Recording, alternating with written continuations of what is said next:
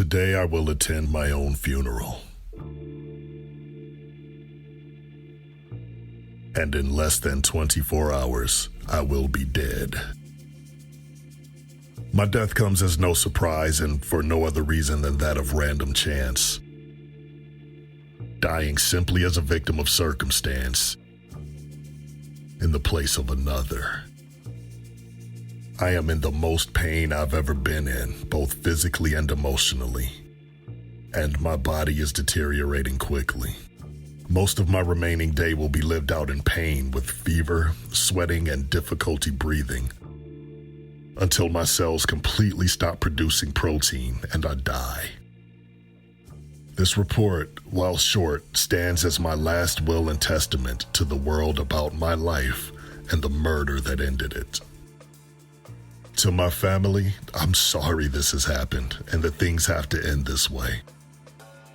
Trust me when I say that I would like nothing more than added time with each of you.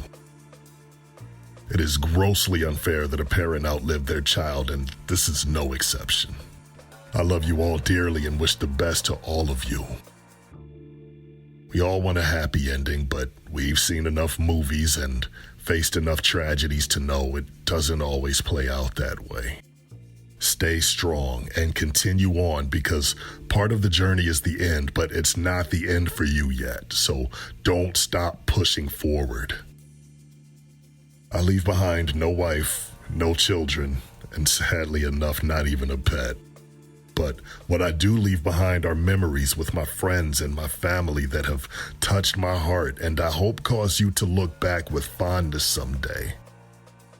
If you're reading this, that means you found this testimony one of two ways. If you've been invited to attend my funeral, you found this memoir on your chair with a personalized message to you from me on the back of this sheet.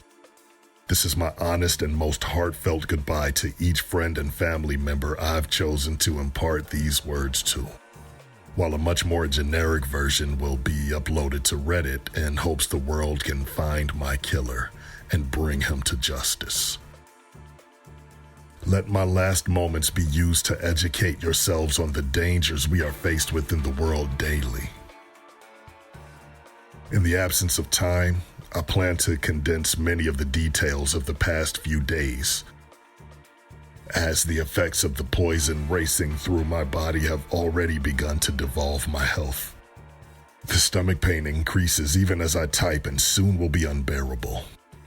That being said, I do want to at least offer a concise timeline of the past few days to hopefully clear up any questions you may have, and so that each of you understand why I've abruptly invited you to attend my funeral on such short notice.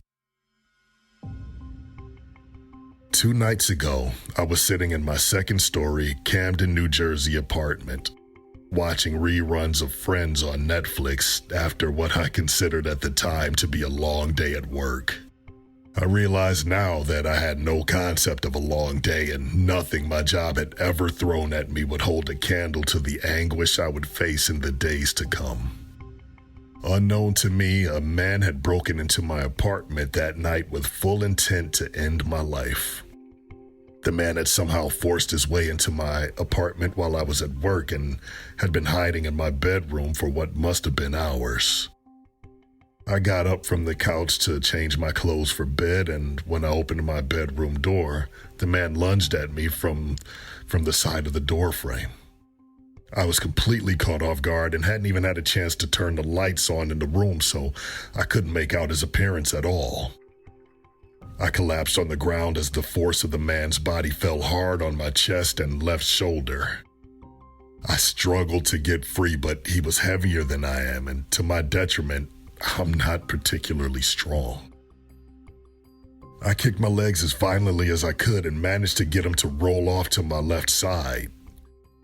I crawled out of the room and tried to get my footing, but I felt a sharp, piercing sensation in my right arm.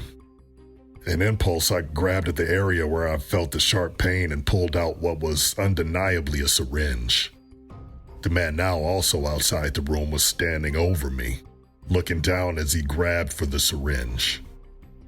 Now, in the light of the living room, I finally got a good look at him. He was aged somewhere in his early 30s and not much taller than I am, so I'd say about 5 feet 10 inches. He had side-swept brown hair with a distinctive white patch in the middle of the top of his hair and brown eyes. He had a pretty dark complexion, which, as far as I could tell, was just a tan and not a racial identifier. He wore a black hoodie and had a tattoo of some kind of tiger on his left arm. The man proceeded to inform me that he knew I had been fucking his wife, Julie, and he had been watching my apartment for days, waiting for the right moment to exact his revenge. He had moved into the building across the street with his wife a little over 3 months ago and noticed she was spending a lot of time away from home. He told me that his paranoia had been building for quite some time and that he had started following her when she left at night. Of course, he found her consistently going to this building and this room.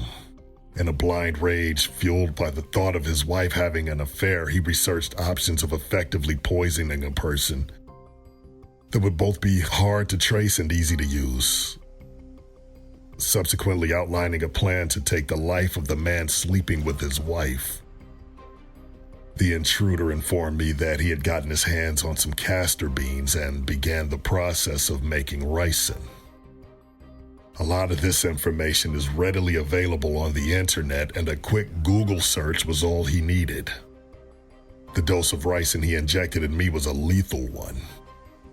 The process of making ricin is very intentional, and as I quickly learned over these past couple of days, there is currently no antidote for ricin, and it's frighteningly hard to detect. Ricin prevents cells from making the proteins they need and causes the body cells to die.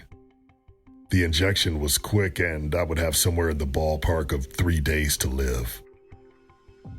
In an unfortunate turn of events that I have had to come to terms with, the man was actually looking for my roommate, Brian. This came as no real surprise to me because my roommate had mentioned countless times that he was having sex with a married woman and that it fulfilled some primal need within him mixed with the thrill of secrecy. Brian and I had become roommates through Facebook, and I've always hated him. He is one of the cockiest and most entitled people I have ever met, but offered a really sweet deal on rent payments that I couldn't pass up at the time. Luckily for me, he was away a lot because of his job, which made living with him tolerable. If you are reading this, Brian, I just wanted to let you know you're losing a roommate. I'm sure the police have contacted you by now, so you know most of this already. I didn't personally know him, but I put up a post looking for a cheap apartment, and he was looking for a roommate to split rent with and take care of the apartment while he was away on business trips. It worked out in the beginning since it was mostly like I lived alone. Splitting the rent payments with Brian was great, but I soon grew fed up with him coming home in drunken stupors after his business trips and having sex with random women he'd met in bars. Living with Brian was awkward, and being around him when he was drunk was intolerable. All the sex and the swearing were degrading to watch. He used my room for his one-night stands while I was at work, and he constantly left dirty laundry all over the apartment. None of it matters at this point. He had just left on yet another business trip roughly 3 days prior. He would be gone for about 2 weeks in Chicago and then have a week-long conference in San Diego. I explained the situation regarding my roommate to the intruder, and as I would have expected from a man in his state of mind, he didn't believe a word I said. He still thought I was the one having the affair and that I was trying to process that I was dying. I was in a panic, knowing that I was poisoned and fearing for my life. I attacked him. I threw punches frantically and was crying hysterically. The man fought back, kicking me in the rib cage and dislocated my right shoulder.